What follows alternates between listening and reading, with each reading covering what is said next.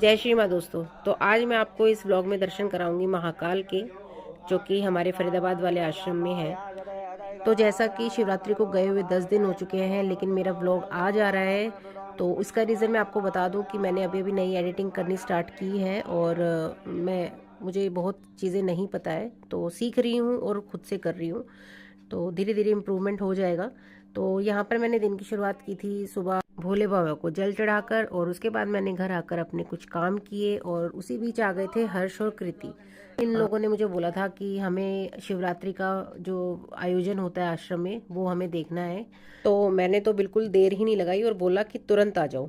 तो ये दोनों आ गए थे, और महाकाल का आज मुझे श्रृंगार करना था अगले दिन, यानी कि सुबह, क्योंकि महाकाल का जो श्रृंगार होता है वो शिवरात्रि से अगले दिन, क्योंकि जो शिवरात्रि में जो अभिषेक होता है वो अष्टप्रहर का अभिषेक होता है। 8 पहर में भोले बाबा को जल से, दूध से, पंचामृत से, भांग से, भिन्न भिन्न प्रकार की जो सामग्रियां होती हैं उनसे नहलाया जाता है, उन्हें सजाया जाता है। लेकिन जो अंतिम जो श्रृंगार होता है भोले बाबा का, वो भव्य और अलौकिक होता है, क्योंकि ये वाला त्योहार आता है, इस दिन भोले बाबा की शादी हुई थी।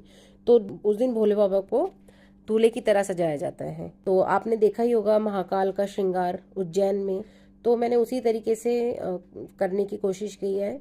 इस काम को करने की प्रेरणा मुझे पूर्ण रूप से मेरी देवी जी और गुरु जी के आशीर्वाद से ही प्राप्त हुई है, अन्यथा तो मुझे नहीं लगता कोई आम इंसान इस कार्य को करने में सक्षम है।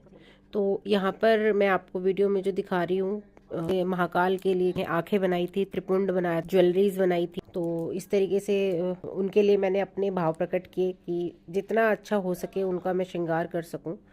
और इसके बाद हम रात्रि 9 बजे आश्रम में आ चुके थे, और यहाँ पर शुरू होना था अष्टप्रहर का रुद्राभिषेक, जिसमें से 4 रुद्राभिषेक दिन में हो चुके थे और बाकी के जो 4 थे वो रात्रि में होने थे। और रात्रि में इसलिए किए जाते हैं रुद्राभिषेक क्योंकि इस रात्रि का विशेष महत्व होता है।